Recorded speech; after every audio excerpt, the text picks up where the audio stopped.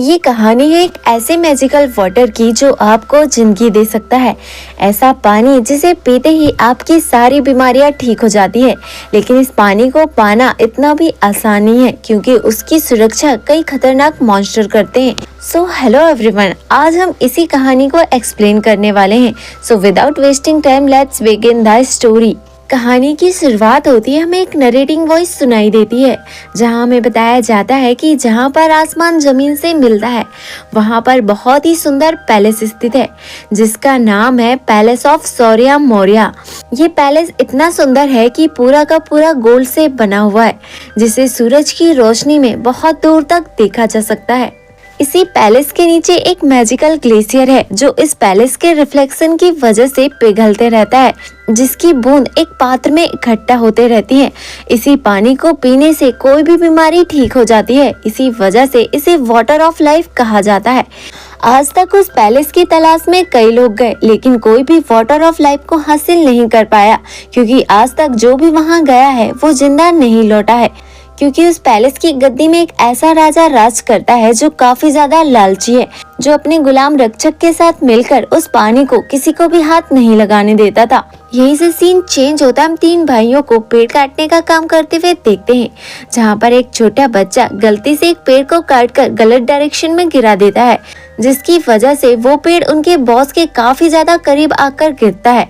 इसी वजह से वो आदमी मरते मरते बच जाता है और हम देखते हैं कि वो आदमी बहुत ज्यादा गुस्सा होता है और उस छोटे बच्चे को नौकरी से निकालने के लिए कहता है। तभी हम तीनों भाइयों को देखते हैं जो उसे माफ करने की सलाह देते हैं और कहते हैं कि इस छोटे से बच्चे को माफ कर दो और उसे इतनी छोटी सी गलती की वजह से नौकरी से मत निकालो। लेकिन यहाँ हम देखते हैं कि उनका बॉस तीनों को भी नौकरी से निकाल देता है। अब ये तीनों भाई सीधा घर आ जाते हैं जहाँ आकर वो अपने पिता से सब कुछ बता देते हैं, जिससे उनके पिता थोड़े से नाराज हो जाते हैं। तभी हम देखते हैं कि वहाँ पर एक गाड़ी आती है जिसमें राजकुमारी का मैसेंजर होता है जो इनसे कहता है कि आज हमारी राजकुमारी का 19th बर्थडे है। उन्होंने आप सभी को शामिल होने का आदेश दिया है। ये सुनकर तीनों भाई काफी ज्यादा खुश हो जाते हैं और जल्दी जल्दी तैयार होकर पार्टी में पहुंच जाते हैं और सभी लोग तीनों भाइयों को अजीब नजरों से देख रहे होते हैं और इनके गरीबी पर हंस रहे होते हैं। यहाँ पर हम एस्पिन को देखते हैं जो अपने भाइयों को छोड़कर राजकुमारी को बर्थडे विश करने के लिए चले जाता है। वहीं पर उसका छोटा भाई पॉल खाने की टेबल के पास आ जाता है जहाँ पर उसे एक लड़की मिलती है जो पॉल को देखते ही उसे पसंद कर लेती है और अपने साथ डांस करने के लिए ऑफर करती है। पर पॉल एक सीधा साधा लड़का होता है, इसलिए हम देखते हैं कि वो ये सुनकर वहां से भागकर अपने भाई के पास आ जाता है। यहाँ पर हम एस्पिन के छोटे भाई पर को देखते हैं जिसे सब लोग उसे कपड़े देखकर वेटर समझ रहे होते हैं और एक आदमी उसे अपना कोट पकड़ा देता है। तभी वहाँ पर दूसरा वेटर आ जाता है जो एस्पिन के भाई पर को राजा और रानी को ड्रिंक सर्व करने के लिए कहता है और हम देखते हैं कि एस्पिन का भाई ड्रिंक सर्व करने चले जाता है। इधर हम एस्पिन को देखते हैं जो राजकुमारी क्रिस्टिन को बर्थडे विश करता है और उसे एक गिफ्ट देने लगता है। लेकिन एस्पिन देखता है कि वहाँ पर बहुत ही बड़े बड़े और कीमती गिफ्ट रखे हुए हैं, इसलिए एस्पिन शर्मिंदा हो जाता है और अपने गिफ्ट को वापस से उठाकर अपने पॉकेट में रख लेता है। तभी हम राजा और रानी को देखते हैं जो ड्रिंक पीने के बाद अपनी स्पीच शुरू कर देता है, मगर अगले ही पल राजा और रानी बेहोश हो जाते हैं।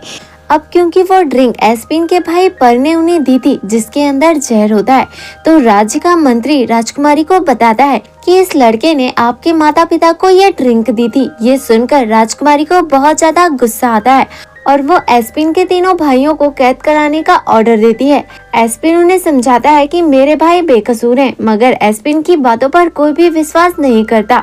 रात में हम साहिवेद को देखते हैं जो राजकुमारी को बताता है कि आपके पेरेंट्स को किसी ने जहर दिया है जिसकी वजह से दोनों कोमा में चले गए हैं और अब ये लोग कभी भी नहीं उठेंगे। ये सुनकर राजकुमारी क्रिस्टिन रोने लगती है। तभी वहाँ पर एस्पिन आता है और राजकुमारी से कहता है कि मेरे भाई निर्दोष हैं, उन्हें छोड़ दो। तो राजकुमारी एस्पिन से कहती है कि तुम्हारे भाइयों ने मेरे पेरेंट्स को जहर दिया है जिसकी वजह से वो कोमा में चले गए हैं और अब वो कभी भी नहीं उठेंगे।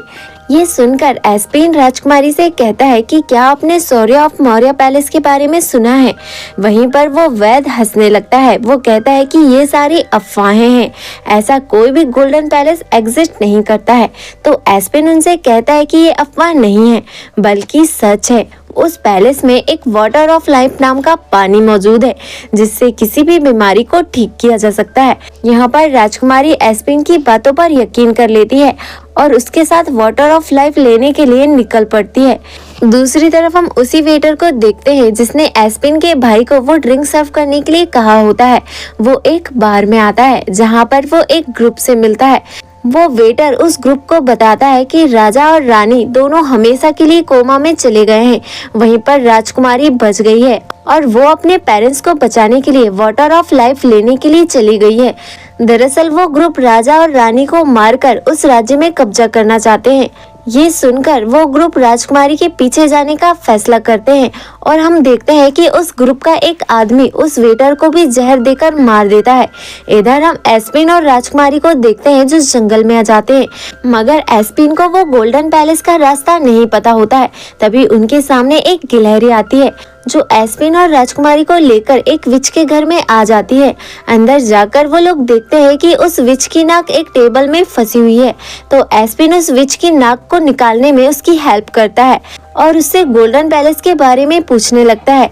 तभी वो विच एस्पिन को बताती है कि आज तक सिर्फ वहाँ पर एक ही इंसान गया है और वहाँ से जिंदा लौटा है, जो दूर पहाड़ों में एक गुफा के पीछे रहता है और वही तुम्हें गोल्डन पैलेस में जाने का रास्ता बता सकता है। लेकिन वहां तक पहुंचना इतना आसान नहीं है जितना तुम्हें लगता है, क्योंकि उस गुफा में पहले तुम्हें एक मॉन्स्टर मिलेगा जो तुम्हें अपनी बातों से बहकाएगा और तुम्हें वहां जाने से रोकेगा। इसलिए चाहे कुछ भी हो जाए तुम्हें उसकी बातों पर नहीं आना है। इसके बाद वो विच अंदर चले जाती है और एस्पिन को अंदर से उड़ने वाले जादुई जूते लाकर देती है और अब एस्पिन बाहर आकर उन जूतों को पहनकर देखने लगता है और ऊंची ऊंची छलांगे लगाता है। इसके बाद ये लोग गुफा की तरफ निकल पड़ते हैं। इधर हम एस्पिन के भाई पॉल को देखते हैं जिससे वही लड़की मिलने आती है जिसने उसे डांस के लिए ऑफर किया था। वो पॉल के लिए यहाँ पर एक बड़ा सा केक लेकर आती है। वहीं पर पॉल का भाई उस केक को देखने लगता है तो उसे उस केक के अंदर एक कंघी और चम्मच मिलती है। तो पॉल का भाई उस कंघी और चम्मच को अपने पास रख लेता है। दूसरी तरफ हम राजकुमारी और एस्पिन को देखते हैं जो चलते चलते घने जंगल में आ जाते हैं। तभी उन्हें एक खौफनाक आवाज सुनाई देती है जिसे सुनते ही राजकुमारी के सारे सैनिक राजकुमारी को छोड़कर वहां से भाग जाते हैं, मगर राजकुमारी क्रिस्टिन एस्पिन के साथ आगे बढ़ने का फैसला करती है। कुछ दूर चलने पर दोनों आराम करने के लिए एक जगह पर रुक जाते हैं। यहाँ पर क्रिस्टिन को लेटते ही नींद आ जाती है क्योंकि वो काफी ज्यादा थक चुकी थी और जोर जोर से खर्राटे लेने लगती है, जिसकी वजह से एस्पिन अपने कानों को घास से बंद कर लेता है। थोड़ी देर बाद हम देखते हैं कि वहाँ पर एक वायलिन की धुन बजने लगती है जिसकी आवाज सुनकर क्रिस्टिन मदहोश होकर उसी तरफ खिंची चली जाती है। इधर हम एस्पिन को देखते हैं जिसकी आंख खुल जाती है और वो क्रिस्टिन के पीछे पीछे निकल पड़ता है। एस्पिन अपने कानों से वो घास निकाल देता है जिस वजह से उसे भी वो वायलिन की धुन सुनाई देने लगती है और उसे समझ आ जाता है कि इसी धुन की वजह से क्रिस्टिन के साथ ये सब कुछ हो रहा है। तभी हम एस्पिन को देखते हैं जिससे वो वायलिन बजाने वाला मॉन्स्टर दिख जाता है और अब हम देखते हैं कि वो उसी गुफा में आ जाते हैं जहाँ पर वो मॉन्स्टर रहता है जिसके बारे में उन्हें विच ने बताया होता है।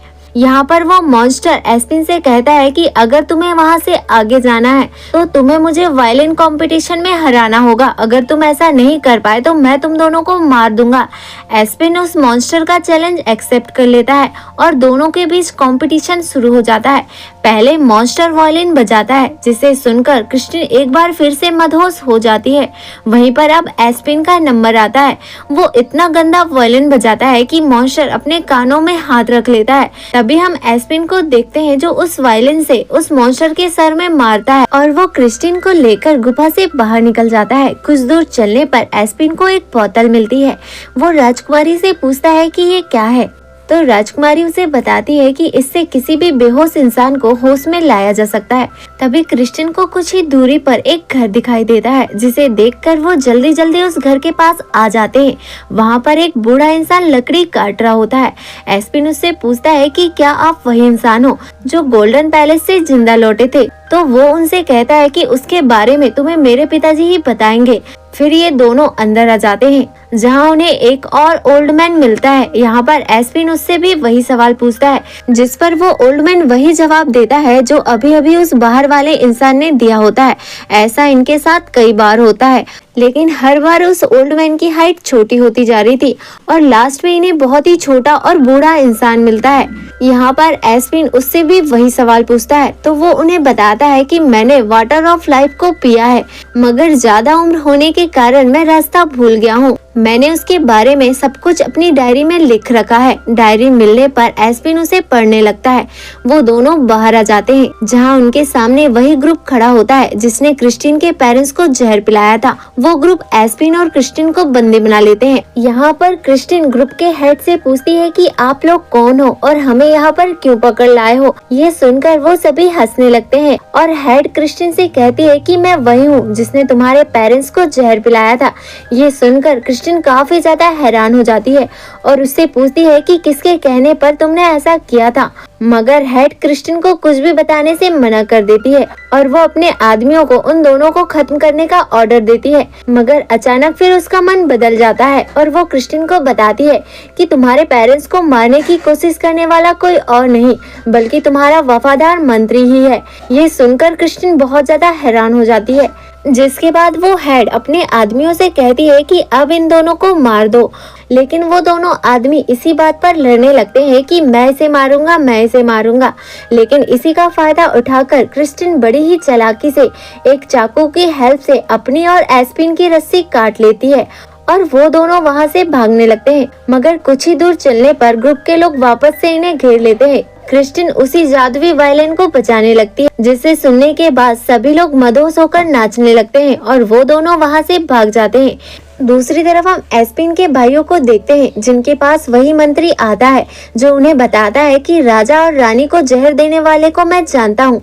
तो पॉल उससे पूछने लगता है कि वो कौन है, तो वो मुस्कुराकर कहता है कि वो तुम्हारे सामने खड़ा है। देखकर दोनों भाइयों को बहुत ज्यादा गुस्सा आता है, लेकिन वो लोग कुछ नहीं कर पाते और हम देखते हैं कि वो मंत्री वहाँ से चले जाता है। रात होने पर पॉल और उसका भाई चम्मच की हेल्प से लॉकअप खोलकर वहाँ से भागने लगते हैं, मगर भागते भागते दोनों गलती से मंत्री के ही कमरे में आ जाते हैं। तो मंत्री उन्हें कहता है कि मैं यही चाहता था, क्योंकि तुम दोनों ने भागने की कोशिश करके ये साबित कर दिया है कि तुम ही असली गुनहगार हो और तुमने ही राजा रानी को जहर दिया है। और वो उनसे कहता है कि कल मैं तुम्हें राजा रानी को मारने की कोशिश में तुम्हें मौत की सजा सुनाऊंगा और मैं बच जाऊंगा। सैनिक दोबारा से उन दोनों भाइयों को पकड़कर जेल में डाल देते हैं। इधर हम एस्पिन और क्रिस्टिन को देखते हैं, जो अपने सफर के दौरान एक समुद्र के किनारे आ जाते हैं, जहाँ पर उन्हें एक आदमी मिलता है जिसके पास एक फोर्ट होती है। तो एस्पिन उससे कहता है कि क्या आप हमें सोरिया मोरिया पैलेस तक पहुंचा सकते हो। ये नाम सुनते ही वो आदमी बहुत ज्यादा डर जाता है और वहां जाने के लिए मना कर देता है और कहता है कि उस आइलैंड में बहुत ज्यादा खतरा है, वहां से आज तक कोई भी जिंदा नहीं लौटा है। तो क्रिस्टिन उसे कुछ सोने के सिक्के देती है, जिसके बदले वो आदमी उन्हें उस आइलैंड का नक्शा देता है और उनसे कहता है कि तुम मेरी वोट ले जा सकते हो, मगर मैं तुम्हारे साथ नहीं जाऊंगा। ये सुनकर एस्पिन और क्रिस्टिन वो वोट लेकर अपने सफर में आगे निकल पड़ते हैं। कुछ घंटों के सफर के बाद वो दोनों एक ऐसी जगह में पहुंच जाते हैं जहाँ पर बहुत ज्यादा कोहरा फैला होता है। यहाँ आने के बाद ये लोग देखते हैं कि पानी में बहुत सारी लाशें पड़ी हुई हैं, जिन्हें देखकर दोनों घबरा जाते हैं। तभी उनके सामने एक बहुत बड़ा पानी का क्रिएचर उन पर हमला कर देता है और एस्पिन की आंख एक आइलैंड के किनारे खुलती है। तो एस्पिन देखता है कि वहाँ पर क्रिस्टिन उसे कहीं भी नहीं दिखाई देती। एस्पिन क्रिस्टिन को पागलों की तरह ढूंढने लगता है, लेकिन एस्पिन को क्रिस्टिन कहीं भी नहीं दिखाई देती, क्योंकि एस्पिन इस सफर के दौरान क्रिस्टिन को पसंद करने लगा था। यहाँ हम देखते हैं कि एस्पिन क्रिस्टिन को ढूंढने के लिए एक बहुत ही ऊंची पहाड़ी में आ जाता है, जहाँ वो अपने सामने सोरिया ऑफ मोरिया पैलेस को देखता है। एस्पिन जल्दी से उस गोल्डन पैलेस के अंदर आ जाता है। जहाँ उसके सामने उस पैलेस के राजा का कंकाल बैठा होता है। उसके सामने बॉल जैसी चीजें रखी होती है, तो एस्पिन उस चीजों को उठाकर अपने पास रख लेता है। यहाँ पर एस्पिन को एक सीक्रेट डोर दिखाई देता है जो कि महल के नीचे जा रहा होता है, तो एस्पिन उसी रास्ते के जरिए नीचे आ जाता है। यहाँ पर उसे बहुत सारे कंकाल दिखाई देते हैं। तभी एस्पिन के सामने एक रोशनी आती है जिसकी वजह से वहाँ पर जहरीली गैस रिलीज होने लगती है, मगर एस्पिन जल्दी उस सॉल्ट की बोतल को पी लेता है और वो बच जाता है। जिसके बाद हम एस्पिन को देखते हैं जो एक कमरे को खोलता है जहाँ उसके सामने वाटर ऑफ लाइफ होता है। तभी वहाँ पर वही ग्रुप आ जाता है जिन्होंने क्रिस्टिन को बंदी बना रखा होता है। एस्पिन क्रिस्टिन को जिंदा देखकर बहुत ज्यादा खुश हो जाता है। वहीं पर हम उस ग्रुप की हेड को देखते हैं जो उस पानी को पीने के लिए दौड़ती है, मगर एस्पिन उसे रोकने की कोशिश करने लगता है। यहाँ हम देखते हैं कि दोनों के बीच फाइट होने लगती है। बाकी ग्रुप के लोग वहाँ पर सोना इकट्ठा करने में लग जाते हैं और आखिरकार वो ग्रुप की हेड किसी तरह से वाटर ऑफ लाइफ को पी लेती है, जिसके बाद वो काफी ज्यादा खूबसूरत हो जाती है। मगर तभी वहाँ पर सोना हिलने लगता है और अगले ही पल उनके सामने 3 सर वाला राक्षस बाहर आता है, मगर वो काफी ज्यादा खौफनाक दिख रहा था जिससे सभी लोग डरने लगते हैं। यहीं पर वो ग्रुप की हेड उस राक्षस से नहीं डरती है। उसे लगता है कि वो पानी पीने के बाद बहुत ज्यादा पावरफुल हो गई है और हम देखते हैं कि वो हेड राक्षस को मारने की कोशिश करती है, मगर उस राक्षस पर उसका कोई भी असर नहीं होता है। वो राक्षस हेड को एक जोरदार घूसा लगाता है। इधर हम बाकी ग्रुप के लोगों को देखते हैं जो वहाँ से भागने लगते हैं, मगर वो जहरीली गैस की वजह से ग्रुप के सारे लोग बेहोश हो जाते हैं। वहीं हम क्रिस्टिन को देखते हैं जो उस राक्षस से कहती है कि मेरे पेरेंट्स को इस पानी की जरूरत है, तो राक्षस उनसे कहता है कि इसके बदले में मुझे क्या मिलेगा। ये सुनकर एस्पिन उन आँखों को उसे दे देता है। अब हम देखते हैं कि वो राक्षस आंखें मिलने की वजह से बहुत ज्यादा खुश हो जाता है और क्रिस्टिन को वाटर ऑफ लाइफ ले जाने की इजाजत भी दे देता है। जिसके बाद हम एस्पिन और क्रिस्टिन को देखते हैं जो जादुई जूतों की हेल्प से वहाँ से उड़कर अपने राज्य में आ जाते हैं। इधर हम राज्य में पॉल और उसके भाई को देखते हैं जिसे मंत्री मौत की सजा देने वाला होता है, मगर तभी वहाँ पर एस्पिन आ जाता है और वहाँ मौजूद लोगों से कहता है कि राजा और रानी को जहर देने वाला कोई और नहीं है बल्कि यही मंत्री है, लेकिन उसकी बातों पर कोई भी विश्वास नहीं करता। इधर हम मंत्री को देखते हैं जो एस्पिन और उनके भाइयों को मारने ही वाला होता है। तभी वहाँ पर राजा और रानी आ जाते हैं क्योंकि क्रिस्टिन ने उन्हें वाटर ऑफ लाइफ को पिला दिया था और राजा को अपने मंत्री के गद्दारी के बारे में भी पता चल गया होता है। वहीं पर मंत्री राजा से कहता है कि आपको जहर देने वाले ये तीनों भाई ही हैं, मगर राजा उससे कहता है कि मैं जानता हूँ कि मुझे मारने की कोशिश करने वाला कौन है। और हम देखते हैं कि राजा अपने सिपाहियों को मंत्री को काल कोठरी में डालने का आदेश देता है। जिसके बाद हम एस्पिन को देखते हैं जो क्रिस्टिन को वही गिफ्ट देता है जिसे उसने मूवी की स्टार्टिंग में लाया होता है। क्रिस्टिन अपने पेरेंट्स को बताती है कि आप दोनों को बचाने वाला एस्पिन ही था और मैं एस्पिन से ही शादी करना चाहती हूँ।